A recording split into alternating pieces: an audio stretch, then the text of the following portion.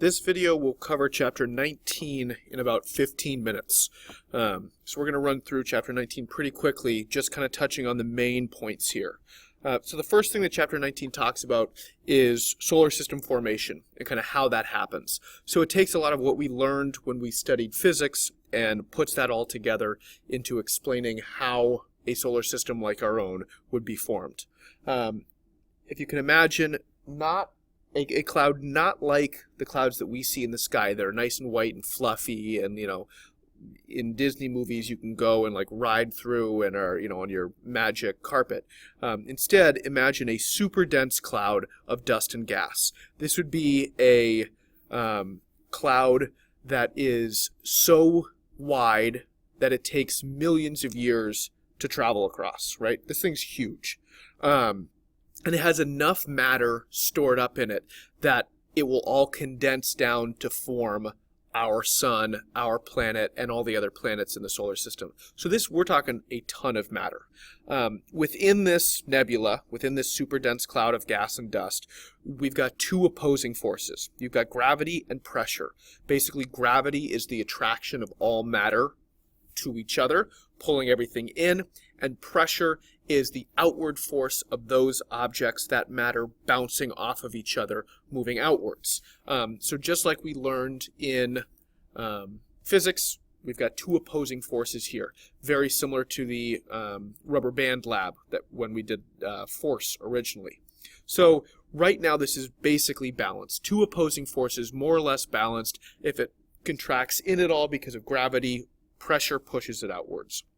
Temperature, just to kind of clarify, is not the measurement of how hot or cold something is. Those are adjectives we use to describe the temperature of something. The temperature is how quickly those molecules are moving, how much they move. So it's a measure of kind of the energy that objects, that matter, has. So the temperature of a nebula, therefore, since these things are moving around, has to be above zero, as all of space is. So you've got this nebula, this cloud floating around with opposing forces, but that are basically balanced. So something has to upset the balance to start off the actual formation of a solar system. That could be, we're down here now, that could be a star exploding or two nebulas colliding. If two nebulas collide, for instance, you now have twice the matter, twice the mass in the same area. So you've doubled the amount of matter, which will increase the amount of gravity pulling everything in really quickly. Now, granted, really quickly, we are talking about universal time, so we're talking about 10 million years is really quickly. As that stuff starts getting pulled in, planetesimals start forming up. So on the outside of this nebula, all that matter coming together first forms little, bigger pieces of dust, little rocks, bigger pieces of rock, and then those start slamming into each other to form planetesimals. Those planetesimals then start slamming into each other, and through those collisions create planets, right? So our planet is just a whole bunch of planetesimals that have slammed into each other. The planets that are close to the sun, like ours, is not a big ball of gas because all the gas, or much of the gas, burnt off. You find the gas giants further out because that's where the gas can actually survive the heat of a star. At the center of this collapsed nebula, we would form up a star because you have so much friction, so much heat, so much mass that fusion actually starts up. We're going to talk about fusion in just a minute here. So that's what happens at the center of this collapsed nebula. So that is a process that takes 10 million years, and we just covered it in 4 minutes. So to skip down to the bottom of 19.1, we're going to talk first about Newton's law of universal gravitation, which is now explaining kind of all of the planetary motion that we see.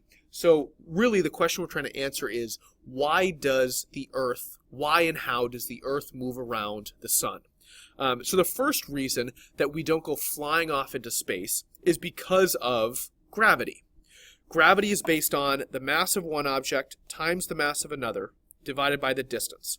So what that tells us is if the mass of those two objects gets bigger, right, if the Earth was doubled in size, the gravitational pull would also be bigger. If we were farther apart, the gravitational pull would be less. If we were closer, gravity would be stronger between those two objects. So gravity is what is holding us in place and not letting Earth go flying off into space. Newton, supposedly discovered or, gave a name to gravity when an apple fell from a tree and hit him in the head. And really, what we want to point out there is that both the apple and the Earth move. We only see the apple move because the apple has a much smaller mass than the Earth. If we think of the equation F equals m times a, the same force is interacting on the apple and the Earth. So if you have the same force acting on something as small as the apple and something as massive as the Earth, which one's going to accelerate more? Obviously the apple. So we see that one falling to the ground. The Earth, on the other hand, is so massive it moves like a trillionth.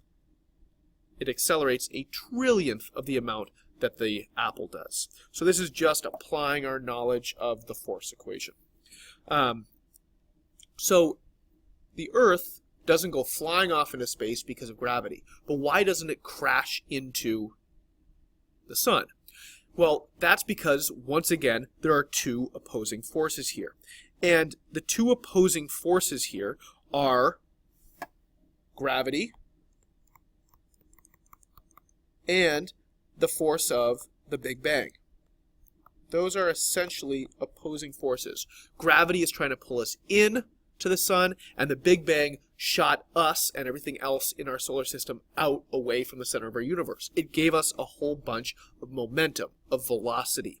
So what we drew on the board a little while ago was the sun at the center right here, the Earth shooting off in that way because of the Big Bang, and the sun trying to pull the Earth in.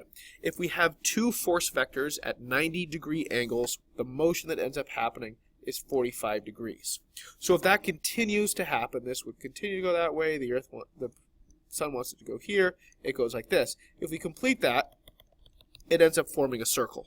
Okay, so those opposing forces at 45 degrees or at 90 degrees result in 45-degree motion. So this is kind of the background, all of this, for why we're even moving and also why we're not crashing into the sun, sets up Kepler's three laws. Kepler's first law, just to cruise through this, is that planets move in an ellipse, a flattened circle. That's what he kind of figured out. He also gave a name to the astronomical unit, right, which is the semi-major axis, or the average distance that we are away from the sun. It's basically a unit of measure in between a light year and a kilometer. Kilometers are very short when we're talking about distances in space, and light years are pretty long when we're talking about distances within our own solar system, right? It only takes light 8 minutes to get from the sun to the Earth, so a light year is not an applicable unit of measurement within our solar system. So instead, many scientists used an astronomical unit. His second law, what he figured out, is that planets move faster when they are closer to the sun. And based on what we just talked about with Newton's law of gravity, this makes sense.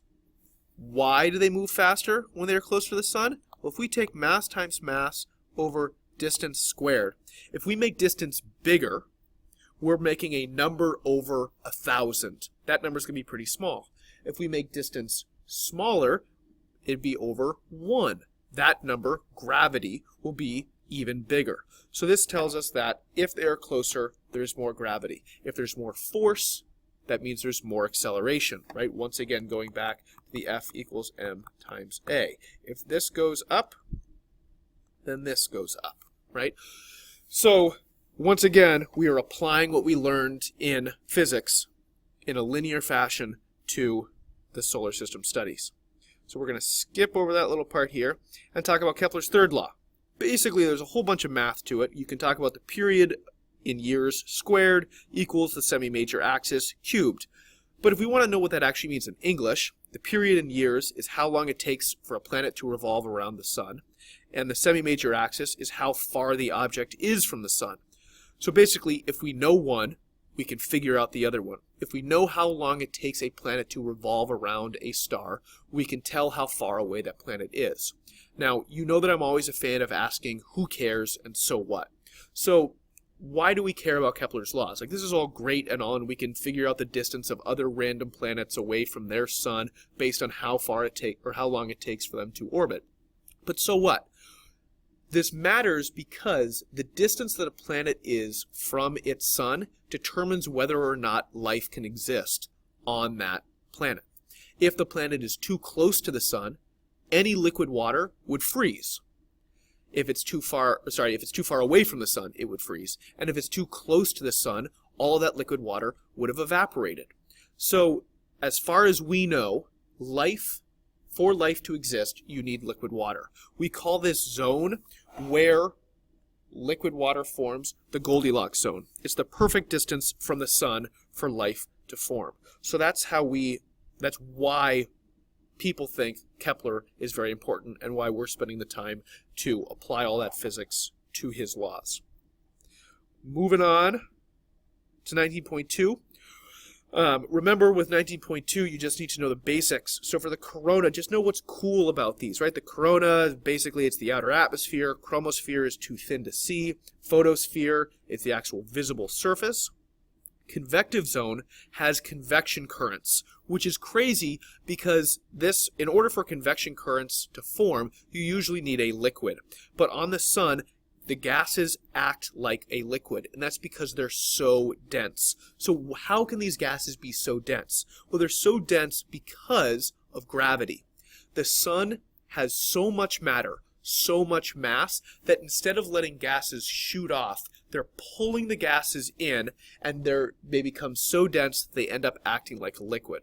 So for a real quick review of what a convection current is, if you've got a source of heat, hot particles rise to the top because they are less dense. And then if there's no source of heat up here, they're going to cool down. As they cool down, they're going to sink because they are more dense. The radiative zone is where it takes millions of years for light to pass through because of the density, which is crazy to think about. The core is 15 million degrees Celsius. So back, 1,000 years ago, people thought that the sun was basically a big burning ball of gas or a big burning ball of wood or something like that, if you go far enough back. What Einstein figured out is this equation E equals mc squared. Essentially, energy and matter are interchangeable. So if you can either combine matter or split matter, you get a big release of energy. And this is what the sun is doing all the time. So over here, I've got a very simple diagram of how bonding is different than fusion, right? They are not the same thing. So when we're talking about combining matter, we are not talking about combining or bonding a hydrogen and a hydrogen to make two hydrogens, right? That is just bonding. They stick together, and this could end up forming H2O, water, right? And that would stick together because of the different charges. Positive and negatives, they end up sticking together. What we're talking about is a hydrogen slamming into another hydrogen, their protons combining to form something like helium. Hydrogen has one proton, this has one proton, helium has two protons. Remember that the number of protons is the identifying characteristic of an atom. So when that happens, a huge amount of energy is released. The sun does fusion, which is combinations of things. We, on Earth, can do that for bombs, but we can't produce energy that we can control with that. Instead, we can do fission, which is splitting atoms. That creates a lot of radioactive waste, though, and that's not really great to deal with. So if we could figure out how to do fusion in a controlled manner, we could then have basically an endless source of clean energy. Because taking a hydrogen and another hydrogen and combining them through fusion to form helium, there's no waste. Helium is a naturally found element, so there's no waste product there. I'm about to run out of time on this video, so I will start up a new one for 19.3.